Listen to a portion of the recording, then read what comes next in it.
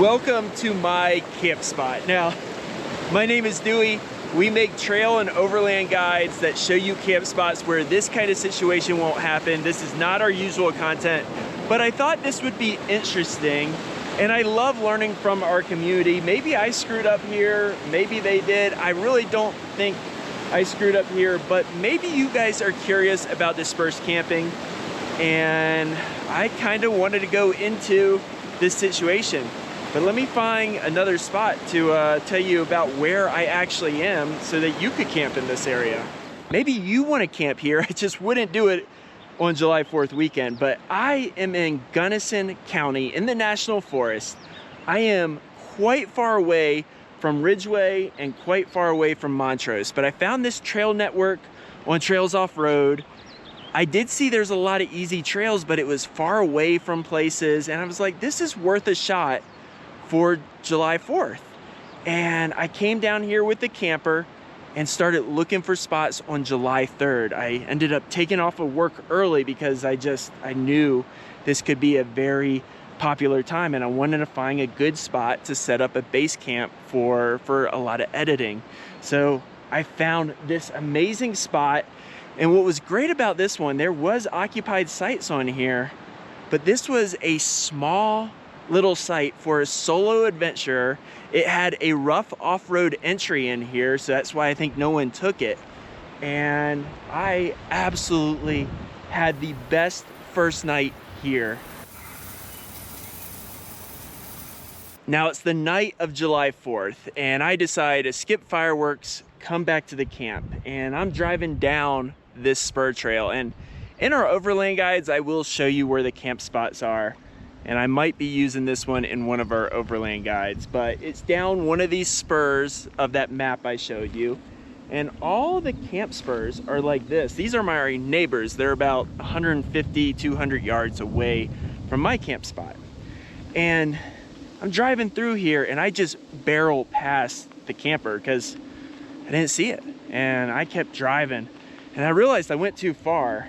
Then I came back, I had the worst thoughts like, oh, my camper was stolen.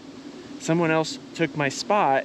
Camper's gone. That's the first thing that went through my head. I had no idea someone was actually in my camp spot. And I finally come back and I find where my camper was, and I see it. I see it through the revel and the ground tent and the people and the dogs. And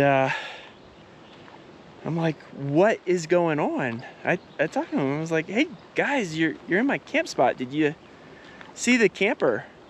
Oh yeah, we saw the camper, but there's multiple spots here. And I'm like, you're less than 50 feet away from me in the revel. You're 25 feet away from me in the ground tent. That's not dispersed camping. But I was too tired to argue. And I couldn't sleep. I wasn't comfortable. But it kind of sucks because I am not sleeping because I am here with strangers. Now I want to be fair to them, so I'm shooting this right after the group left. And I want to present their side of the argument so you guys have at least a full perspective of this situation, because maybe I can learn from you guys. But they are gone now, but they presented their argument to why they thought this was a perfectly normal, fine situation. Now, the first thing they said is they thought that this campsite was multiple campsites around here.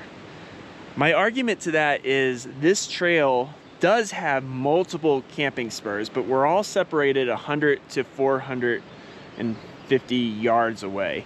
That campsite that way is about 150 yards. That campsite is about 400 yards in the trees. So they came here in the light, so they should have seen that, there was multiple dispersed camping spots, but not multiple sites in a specific spot. So I think that argument falls flat. The other argument I heard was that they thought I wasn't coming back to the camper. I got back here at like 9, but it was 4th of July last night. A lot of people weren't in their campsites around that time because they drove to Ouray to watch the fireworks. That's actually what I was gonna do, but I ended up learning from my new friends in Ridgeway that the traffic was gonna be atrocious leaving Ouray. I didn't wanna get back here at like 1 a.m. We are far away from Ridgeway, Ouray, like you have to go on a lot of trail. So we're not really close to there, so I would have gotten back late. And yeah, I wanted to come back, sit in my chair, have a beer, and relax. And I didn't get to do that last night, but hey, life's not always fair. I could have maybe done that, but I wasn't comfortable. And that brings me to their next point. They said they were absolutely comfortable being so close to me. Now, my argument is we're all different. Now, I felt completely satisfied in my ability to protect myself. But I'll tell you, I wasn't comfortable. It was a group here. They were really close to me. Didn't seem like the most logical, sane move. So I'm like, who are these people? Like, how do you think this is normal? That doesn't seem right with me. But they said they were comfortable with me being here. That doesn't seem smart either, because I'm a single person camping, and like I think I am a pretty decent, nice, reasonable guy, but you don't know that. You don't know if I am there. I have a 10 mil. Like, what if I was crazy? Like, you know, maybe you think you guys can protect yourselves too, but why put yourself in that situation? And the fourth argument was, oh, that this was normal for dispersed camping. This is normal. Reason I'm making this video is I don't think this is normal. So I've stayed in a few BLM campgrounds as well as normal campgrounds and sand flats campgrounds. Even in campgrounds, I've never been this close to another people camping. So to me, dispersed means you are dispersed. That's the whole point of it. You're far away. Campgrounds, you might be a little closer to people. So to think that this is normal to be this close to someone doesn't make a lot of sense to me. So that's my arguments, but I do get, yeah, you're in a bind. It's July 4th. A lot of spots are taken. You see a spot you really like, you want it. And even though there's other spots around, you really want this spot. Well, I'm gonna tell you guys how to potentially do that.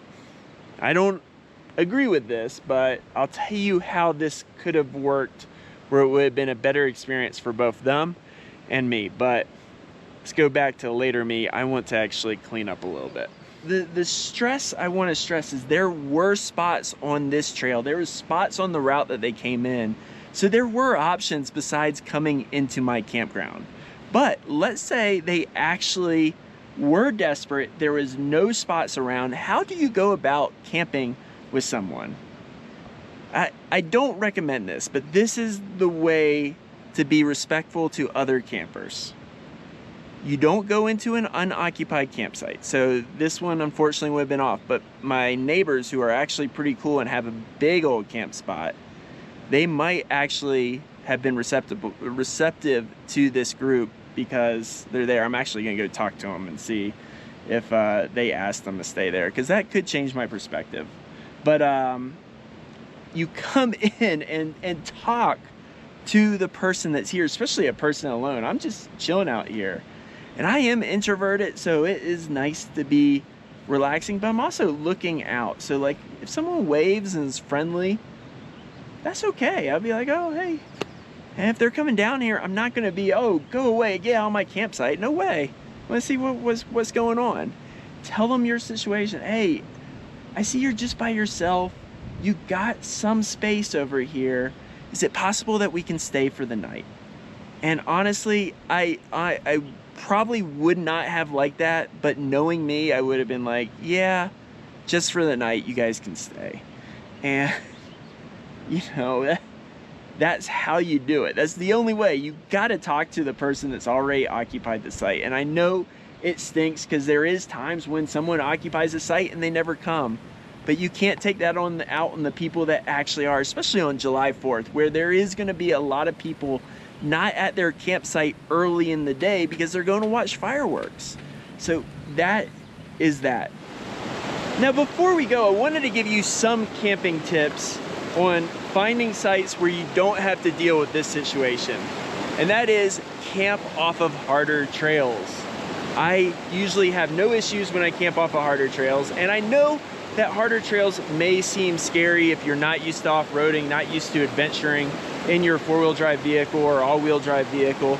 So you should definitely check out our channel, because my goal is to make guides that show you what the trail is like, to make it a little less unnerving before you get out there. And if you want to see what one of those guides is like beforehand, click up there.